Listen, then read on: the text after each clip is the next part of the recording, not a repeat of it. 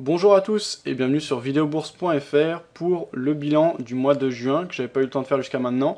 Et j'en profiter également pour faire le bilan de la semaine puisqu'on a déjà passé la première semaine de juillet, donc on va faire d'une pierre deux coups. Ici vous avez le suivi de mon compte. Alors vous avez vu qu'au départ c'était assez régulier avec des petites variations, des fois des pertes, mais dans l'ensemble un compte qui progressait relativement sereinement. Alors 2 petites secondes. Alors, pardon, ce que j'étais en train de dire, c'est qu'avant c'était beaucoup plus régulier, et puis là, ce dernier mois, ça a été très volatile.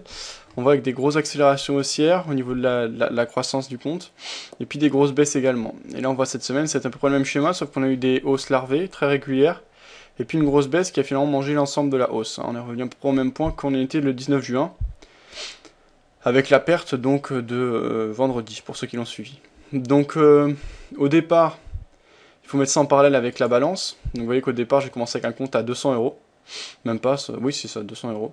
Et puis au fur et à mesure j'ai rajouté du capital. Et on arrive désormais à un compte qui s'élève à 4927 euros de balance. Et on a été sur des plus hauts au niveau de l'équité à 5757 euros.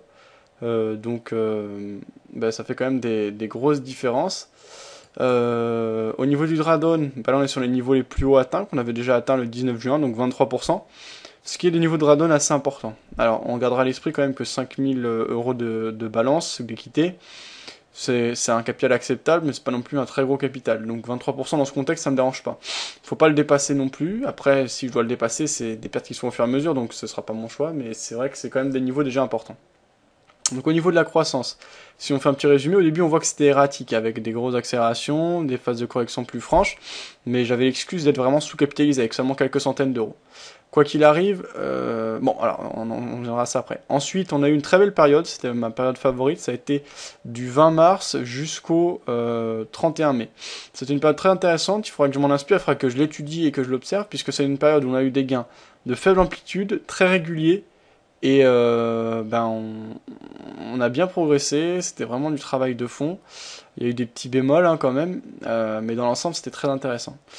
Ensuite j'ai pris plus de risques et on voit d'ailleurs ici, on a la taille des lots en dessous, et on voit que parallèlement à l'augmentation soudaine de la taille des lots, c'est pas uniquement à cause de l'équité, puisqu'on voit qu'avant même quand mon équité évoluait, puisque l'équité en fait la balance elle a évolué de manière régulière, vous voyez toujours des dépôts, ça c'est constant, il n'y a pas d'exponentiel ou quoi que ce soit.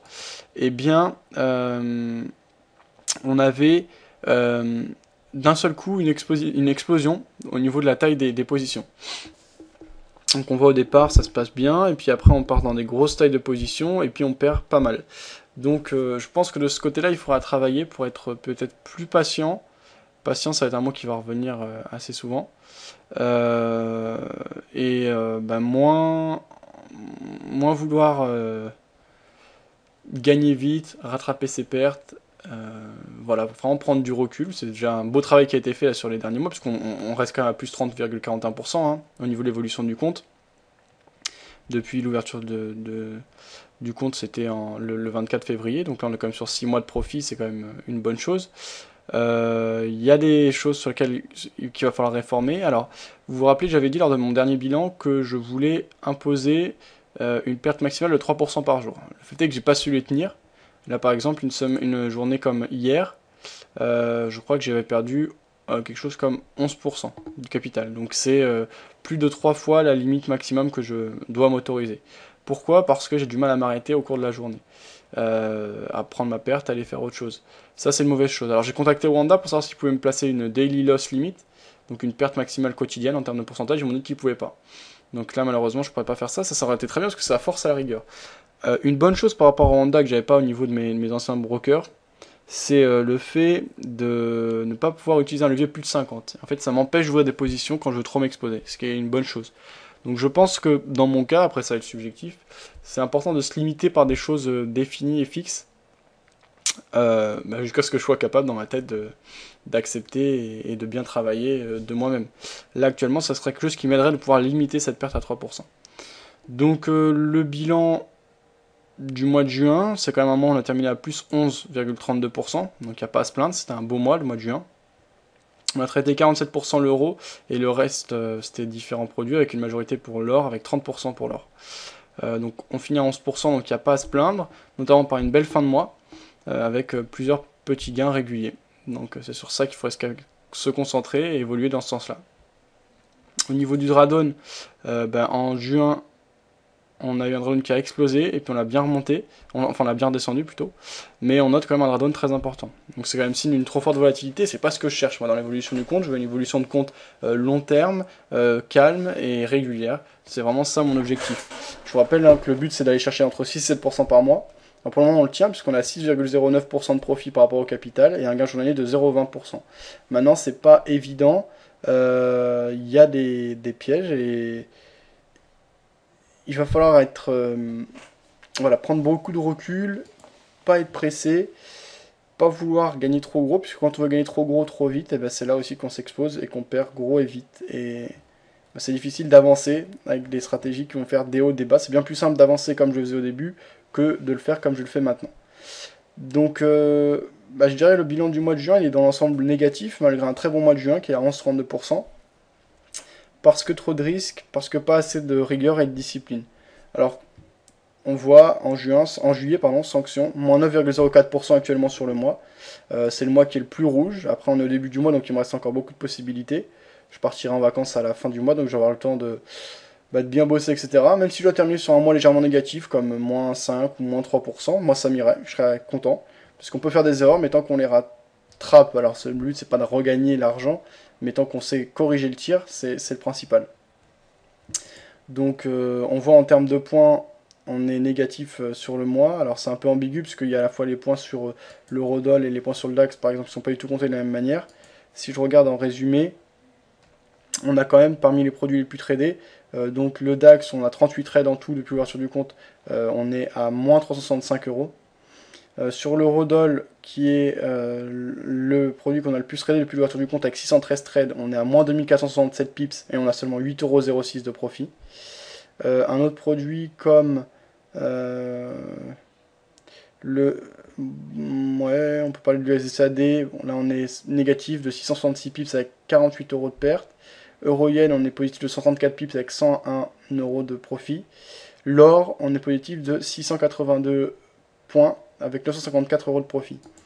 Donc dans l'ensemble, on voit qu'en termes de pips, c'est pas excellent. C'est pas excellent. C'est négatif dans l'ensemble. Donc c'est sur ce point qu'il va falloir quand même pas mal bosser, je pense. Et essayer d'améliorer les performances. Au niveau du pourcentage de trades perdants et trades gagnants, on a 57% de trades gagnants et 43% de trades perdants. Donc ça c'est plutôt une bonne statistique.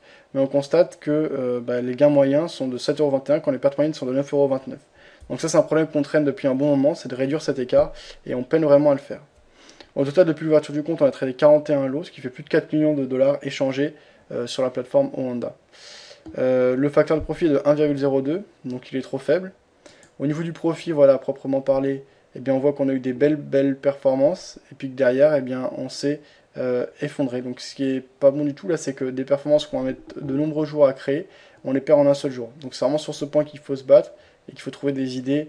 J'en avais une bonne, c'était le Daily Loss Limit, pour régler ça. Donc après, l'autre clé, ça va être dans ma tête, c'est-à-dire d'être moi-même discipliné et rigoureux suffisamment pour clôturer mes trades quand j'arrive à 3% de perte. Ce qui est plus facile à dire qu'à faire, comme bien souvent. Donc, je pense que c'est à peu près tout ce que j'ai à dire pour faire ce bilan. La chose que je vais faire pour la suite, pour essayer de progresser, c'est donc plus de discipline et plus de rigueur, accepter les pertes, même si c'est pas facile, donc je vais essayer d'être vraiment très rigoureux sur ce point. Autrement, je vais essayer d'adopter plusieurs styles de stratégie selon le contexte du marché. Donc quand j'ai un marché que je sens plutôt larvé, donc par exemple si je vous mon graphique, là sur l'Eurodoll, par exemple, vous voyez ces 2 derniers jours, pour ceux qui ont suivi les émissions, il y a eu des très grosses journées de baisse, même ceux qui n'ont pas suivi d'ailleurs.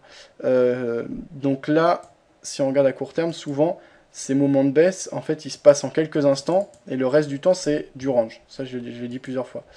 Et ce que je vais faire, c'est que quand j'aurai des très gros mouvements, dans un sens ou dans l'autre, j'hésiterai pas à prendre une position, d'autant plus si elle est dans le sens de la tendance de fond, une grosse position, comme par exemple un levier 10 ou quelque chose comme ça, en mettant des stops, donc en clôturant la position en plusieurs fois, par exemple en 10 fois, avec à chaque fois des stops. Par exemple, si je prends une position d'un lot complet, ici sur l'accélération baissière sur l'eurodoll, on va dire, et bien au-dessus j'ai un stop de 0,1 lot 10 pips au-dessus, un stop de 0,1 lot 10 pips au-dessus, ce qui fait qu'à la fin si on retrace, si on part dans l'autre sens de 100%, de 100 pips, pardon, et bien j'aurai clôturé entièrement ma position, mais en prenant mes pertes au fur et à mesure. Alors que si ça continue dans le bon sens, j'aurai toujours ma position entière ouverte, avec une grosse exposition, et je profiterai de l'ensemble du mouvement.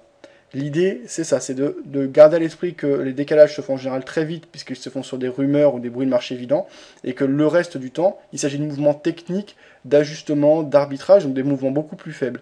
Donc, il faut mieux, je pense, adapter son approche. Donc c'est vraiment ça que je vais faire.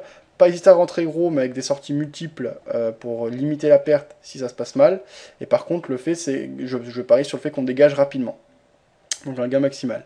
Alors, derrière, quand on aura des mouvements hésitants ou des mouvements classiques, donc des baisses larvaires, alors là, ces derniers jours, on a plutôt des baisses rapides, mais si je prends justement des baisses plus classiques, voilà, comme ce qu'on peut avoir ici, par exemple, vous voyez, et bien là, pas hésiter à continuer à faire ce qu'on faisait, c'est-à-dire prendre une première position, éventuellement pyramider si besoin est, et puis moyenner également si besoin est. Donc dans le sens de la tendance de fond de manière privilégiée, moyenner avec plus de prudence qu'on ne pyramide, et puis pas être trop gourmand, mais savoir quand même laisser courir un maximum ses profits. Pas être ni trop impatient ni trop gourmand, donc avoir le bon timing. Ça va, je sais le faire, ça a bien été fait, je pense pas que c'est un problème. L'ajout de cette approche, donc prise de position avec une certaine exposition quand il y a des gros décalages, ça me semble cohérent, cette nouvelle approche. Je pense que le gros point noir, ça va toujours, et la grosse chose sur laquelle il va se concentrer, c'est la discipline et le fait de couper ses pertes.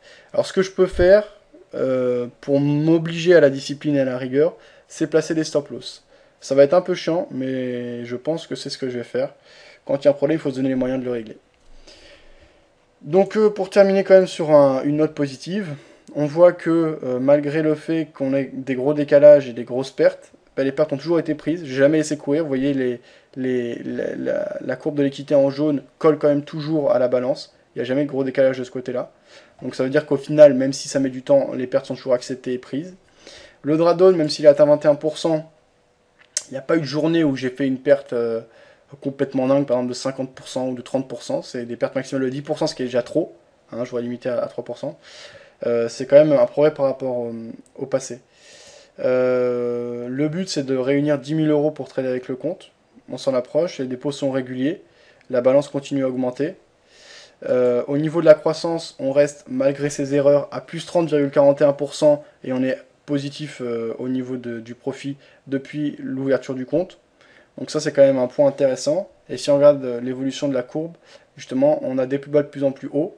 Et là on peine à marquer les plus hauts de plus en plus haut, mais c'est quand même ce qu'on avait depuis le début. Donc là on voit qu'on a une période délicate. On va essayer de repartir de l'avant et de continuer sur cette lancée. Voilà, donc si vous avez des avis, des commentaires, des idées, n'hésitez pas à me l'indiquer. Bonne soirée à tous et à la semaine prochaine, donc 14 h pour suivre l'évolution du compte et nos émissions en direct, également suivre nos invités, etc. Bonne journée à tous, bon trade et à bientôt sur videobourse.fr.